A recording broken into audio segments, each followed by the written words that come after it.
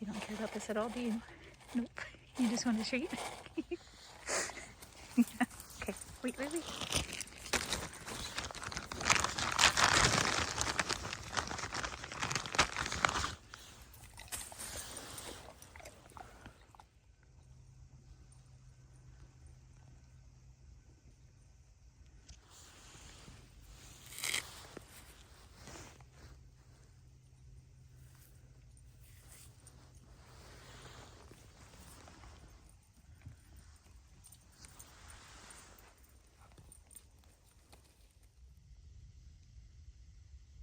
So I embarked on another quick little seed gathering mission.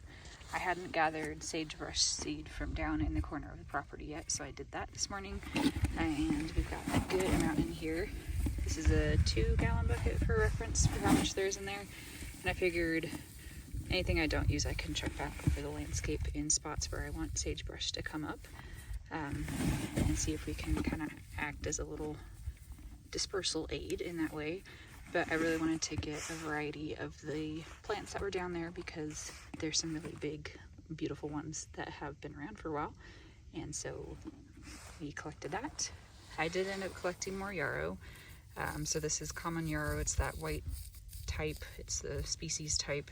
And it's really prevalent on one part of the property, which I think it's a good sign that it is spreading there. So maybe eventually other things will spread there as well, instead of just invasive grass. And then I don't know if I'll ever get to it, but I have a thought about trying to use yarrow as ground cover between my raised beds, kind of set up out in the field, because it is pretty drought tolerant and it doesn't spread as aggressively as clover in my experience. So we'll see if I get to that. Over here we've got some gray or rubber rabbit brush. This stuff I'm not totally sure is viable. A lot of the seeds had already blown off, and we'll find out next year. I did already collect some seeds, so we'll see. But they look really pale and kind of puny, so I'm not sure that those are actually viable, but we'll just seed really heavy and see what we get out of that. One of my other targets, other than the sagebrush, was mock orange. So this little capsule is a mock orange seed capsule, I guess. And the seeds inside are minute. The first year I gathered them, I thought, no way does this little brown dot turn into a 10-foot tall bush, but it does. So that was crazy. So we've got a handful of those. There's probably only 5 or 6 different individuals that I collected off of, and you can see I messed up and threw some sagebrush in there as well, but oh well. And then this, I'm pretty sure, is green rabbitbrush. I'm not sure what part of this is the seed, so it's another where I'm gonna do a little research and probably plant all of this material and see if we get anything out of it. So that's my haul for today.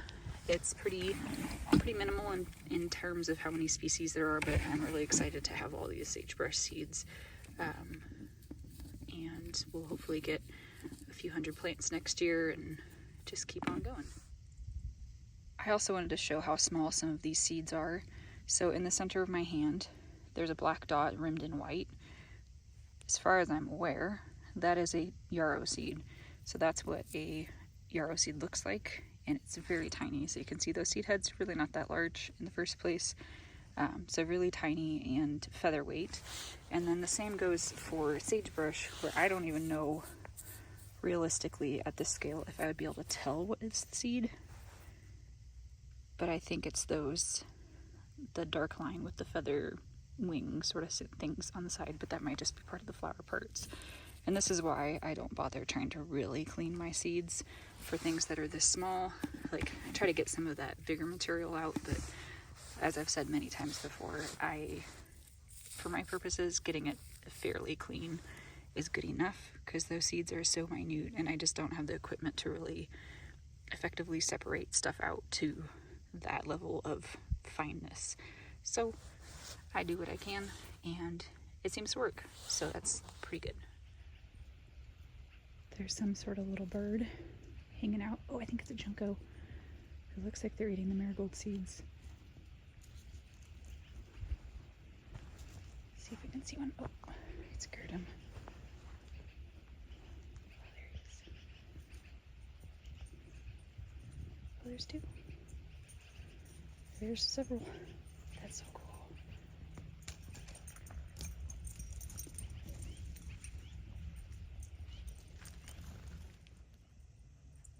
Part of why I was coming over here to look at the area where the marigolds were this year is because this is also where the eucalyptus is. And it still looks, all things considered, pretty good. We've had it down into the 20s overnight, like low 20s, nearly below 20. And it's still looking good. I've just been leaving it, and we'll see if it comes back next year, which is my big goal.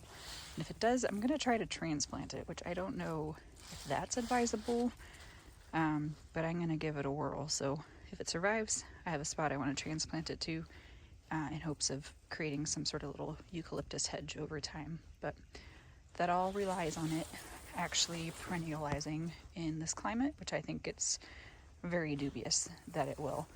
But right now, it's a really lovely color, and that's kind of a nice thing to see in amongst all of the shades of brown that we've got going on out here, which is pretty in its own right. It's its own different kind of vibe.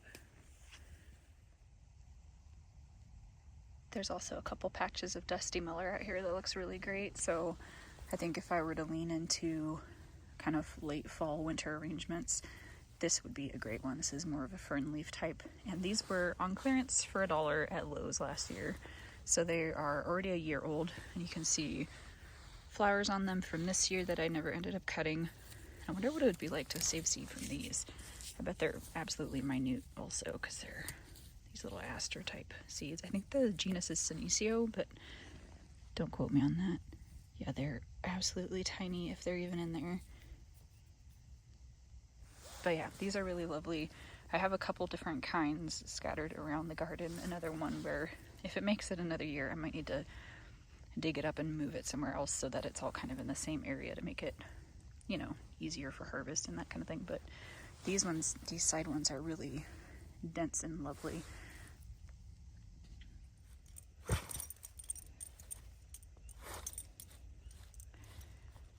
This time of year, I'm a lot more lax about letting her get into the flower beds because at worst she's going to dig holes and rip up some of the drip tape, and she might actually catch some of our little pests. So I don't really want her digging tons of big holes, but it's a little enrichment for her when we can't be out here as much also. That's how I justify it to myself.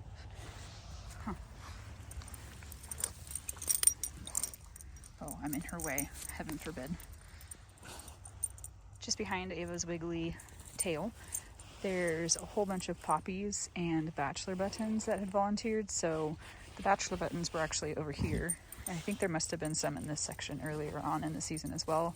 And then there were a bunch of like Shirley type poppies and a few Icelandic poppies. So this foliage is from the Icelandic types. And there's even, look at that. I wonder if that would bloom if I took it inside. It's perfect, like pick stage. I wonder if it's just frozen in time in that stage now. Anyway, I'm very curious if these will overwinter at this size, because I had seedlings that overwintered like straight through 0 degrees last year with no protection. But these are significantly further along, so I'm going to be really curious if it works. Not that this was on purpose, they all just reseeded and this happened. But if it does work, A, it's kind of like a cover crop. B, I'll have something blooming in this section really early in the year for me, or early in the season. Hey, there's cress over here. This also must have, it's either the penny cress that grows wild here, or it's the one that I actually planted on purpose. But it's all crunchy, frosty crunchy. Anyway, it could be a great first section of flowers in the next year. I'm pretty sure I have like summer vegetables in this section, so they could probably bloom through May and I could pull them out and have this space ready for like tomatoes or something. Otherwise, we've got a really great monoculture of cover crop, clover. It's not actually a cover crop I intended to have growing, and this is where the lisianthus was this year. You can still see some of the bloomed out heads. Ooh, I wonder what lisianthus seed looks like. Hang on. I found a head that was a little further along, and I my best guess is all those little green-brown dots in there are seeds that are immature, so they wouldn't do anything if I tried to plant them. But I've only ever seen pelleted seeds being sold and only ever bought pelleted seeds, so I was kind of curious what they actually look like. They're really not, you know, poppy seeds are minute, but they don't sell them pelleted. So I wonder why it is that Lisianthus is. I'm sure there's a good reason for it. I'm just curious as to why. But I would love to see, I'm gonna poke around in this bed and see if I could find seeds that are actually mature, because I'd really be curious to see what like a cross-pollinated random Lisianthus looks like, even though that's quite a time investment. But now I'm really curious.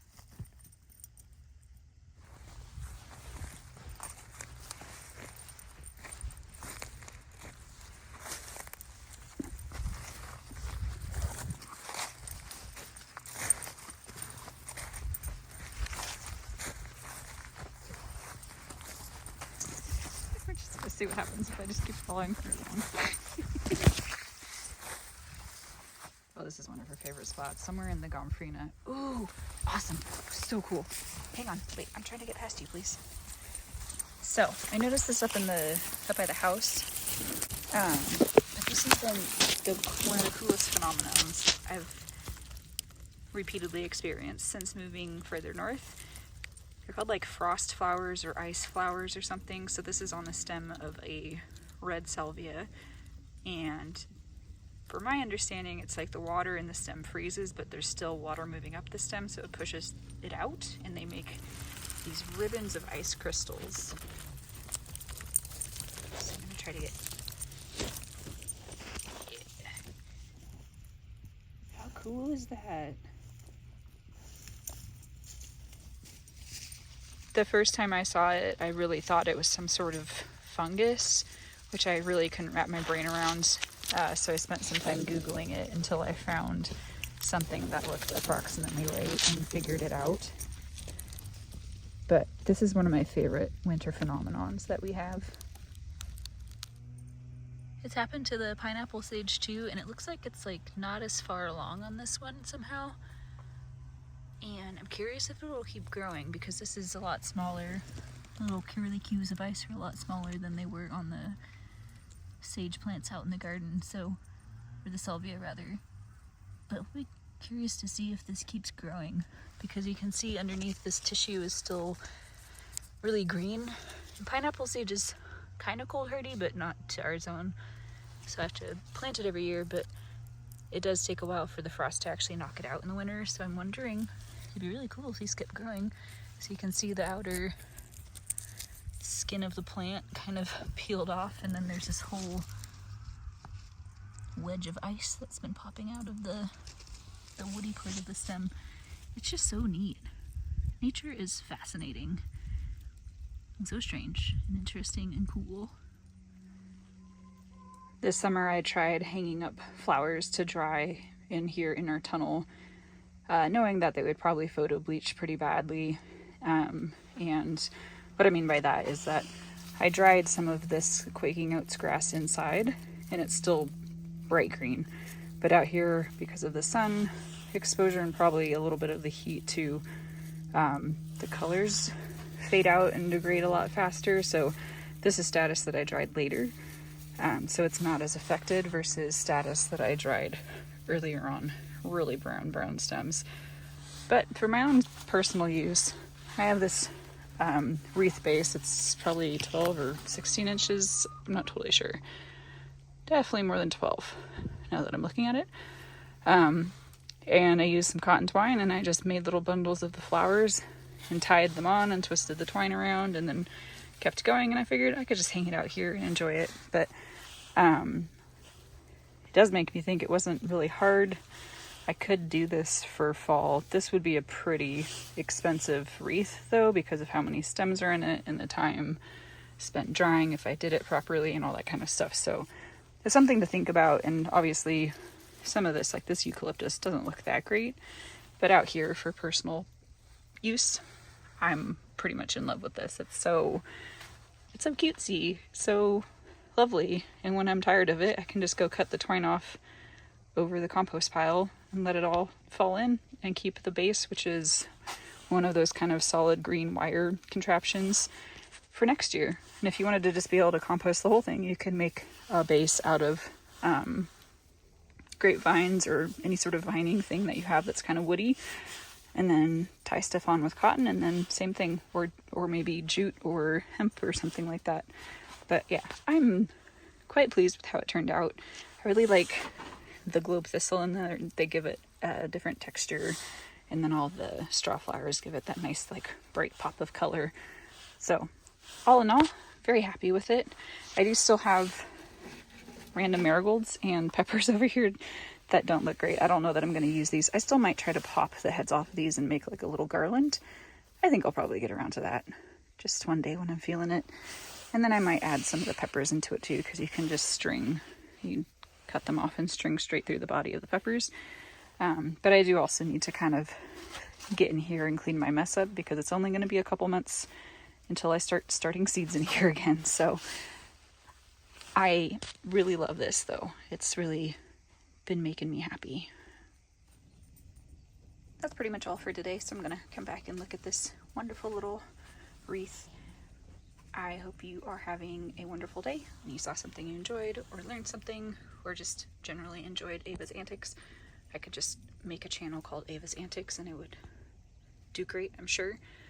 But otherwise, thanks for watching and have a great rest of your day.